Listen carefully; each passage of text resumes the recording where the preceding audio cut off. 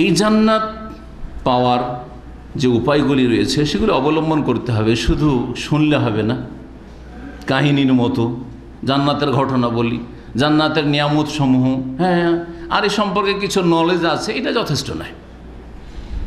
বরং এর জন্য কর্মতৎপর হইতে হবে। আল্লাহ রাব্বুল সূরা নিসার আয়াত নম্বর 124-এ এ মর্মে ইরশাদ করছেন, ওয়ামান ইয়ামাল মিনাস সালিহাতি মিন যাকারিন আও উনসা, যেই ব্যক্তি ভালো আমলগুলি করবে সে পুরুষ হোক আর নারী। দেখেন, ঈমান আমলের ক্ষেত্রে নারী পুরুষে আল্লাহ সমান করেছেন, কোনো পার্থক্য নেই। জি হ্যাঁ, সৃষ্টিগত দিক থেকে যেহেতু পার্থক্য রয়েছে, এই জন্য কর্মক্ষেত্র আল্লাহ ভিন্ন করেছেন। কাজের দায়িত্ব আলাদা আলাদা ক্ষেত্রে দিয়েছেন। নারীরা তোমরা বাড়ির ভিতরের দায়িত্বগুলি সামলাও, পুরুষরা তোমরা বাইরের কাজগুলি সামলাও। জি হ্যাঁ, পুরুষ তোমাকে নেতৃত্ব দিতে হবে, নারী তোমাকে স্বামীর আনুগত্য করতে হবে। জি হ্যাঁ, কিন্তু ঈমান আমলের ক্ষেত্রে জি হ্যাঁ, পুরুষের সামান্যতম শ্রেষ্ঠত্ব নেই নারীর উপর। জি, বরং আল্লাহ মারিয়াম আলাইহিস সালামের কথা বলতে কি বলছে, ওয়ালাইসা যাকারু কাল উনসা, আরে পুরুষ এই নারীর মতো হইতেই পারে না। এই নারীর মতো মর্যাদা সম্পন্ন পুরুষ হতেই পারে না, একমাত্র আম্বিয়া রসুলগণ ছাড়া কোনো সাধারণ যতই সৎ লোক হোক না কেন মারিয়াম আলাইহিস সালামের মতো হইতেই পারেন না, এই কথা আল্লাহ বলছেন। জি হ্যাঁ, ওয়ালাইসা যাকারু কাল উনসা।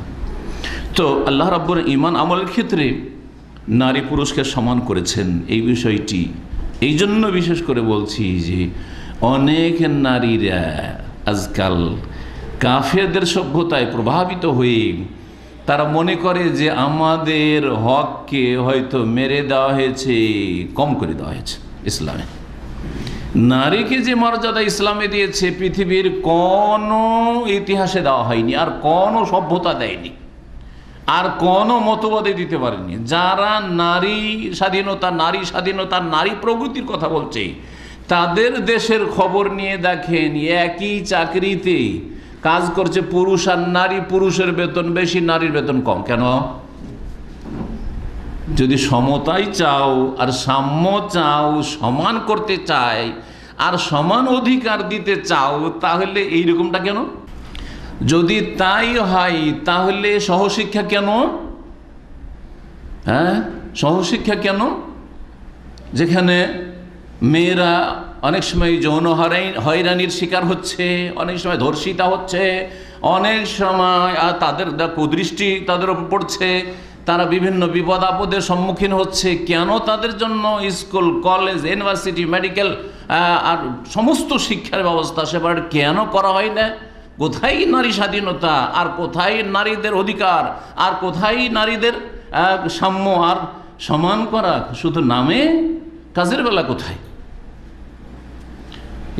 একটি ইউনিভার্সিটি তো হইল না, একটি মেডিকেল কলেজও তো হইল না যে শুধু মেয়েদের জন্য মেডিকেল কলেজ হবে। তাহলে বুঝতাম যে এই দেশের শাসকরা বা এই দেশের দায়িত্বশীলরা, এই দেশের শিক্ষিত সমাজ, হ্যাঁ, নারীদেরকে তাদের অধিকার দিতে চায়।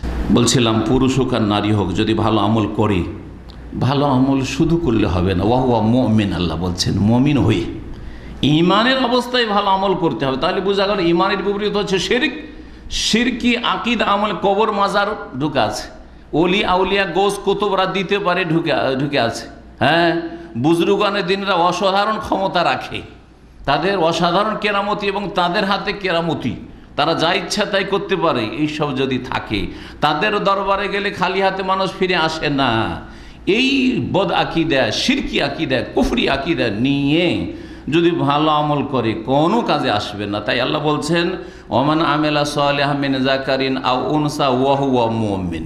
ঈমানের অবস্থায়, ঈমানের অবস্থায় যদি ভালো আমল করে নারী পুরুষ, ফাউলাইকা ইয়াদখুলুনাল জান্নাহ, ওরাই জান্নাতে প্রবেশ করবে। ওয়ালা ইউযলামুনা নাকিরা, সামান্যতম তাদের সাথে অবিচার করা হবে না, তারা জুলমের শিকার হবে না। আল্লাহ জুলম করবেন না, অবিচার করবেন না, ন্যায্য অধিকার তাদের দেবেন।